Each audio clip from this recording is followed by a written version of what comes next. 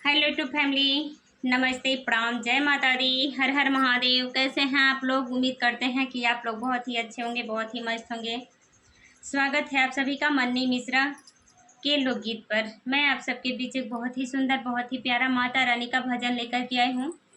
तो प्लीज़ आप लोग से रिक्वेस्ट है कि आप लोग मेरे गीत को फुल वॉच कीजिएगा और अपना प्यार दुलार आशीर्वाद इस छोटी सिस्टर को भी दीजिएगा। तो आप सभी लोग से जय माता दी, हर हर महादेव। अढ़उल के फूलवा में कवन गुण हो मैया गइलो लो भाई। अढ़उल के फूलवा में कवन गुण हो मैया गइलो लो भाई।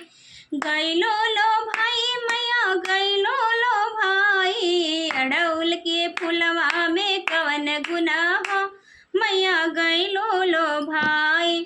अढ़उल के फूलवा में कवन गुण हो मैया गइलो लो भाई। नारियल सुपारी माँ के मन ही ना भावे। नारियल सुपारी माँ के मन ही ना भावे। पूड़ी और हलवा में कवन गुण हो मैया गइलो लो भाई। पूड़ी और हलवा में कवन गुण हो मैया गइलो लो भाई। अढ़उल के फूलवा में कवन गुण हो मैया गइलो लो भाई। अढ़उल के फूलवा में कवन गुण हो मैया गइलो लो भाई।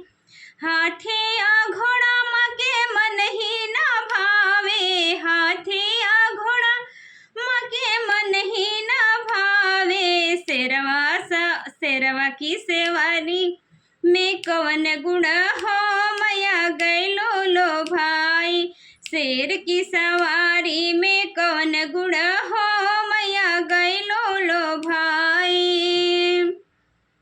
अढ़उल के फूलवा में कवन गुण हो मैया गइलो लो भाई। अढ़उल के फूलवा में कवन गुण हो मैया गइलो लो भाई।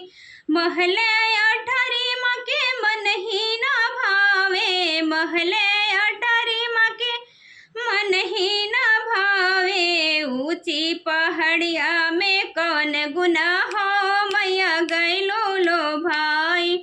ऊंची पहाड़िया में कवन गुण हो मैया गइलो लो भाई।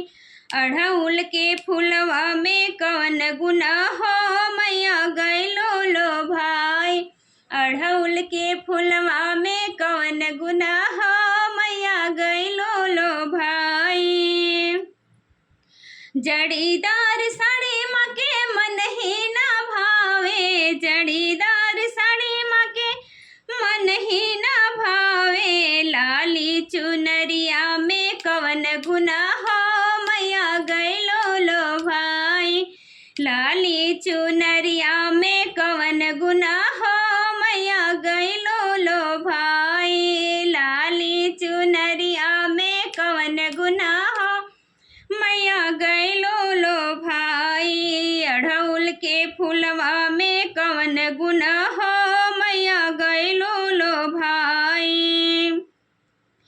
चूड़ी और कंगन माँ के मन ही ना भावे। चूड़ी और कंगन माँ के मन ही ना भावे। लाल लाल मेहंदी में कवन गुण हो मैया गइलो लो भाई। लाल लाल मेहंदी में कवन गुण हो मैया गइलो लो भाई। अढ़उल के फूलवा में कवन गुण हो मैया गइलो लो भाई। अढ़उल के फूलवा में कवन गुण हो मैया गइलो लो भाई। जय माता दी।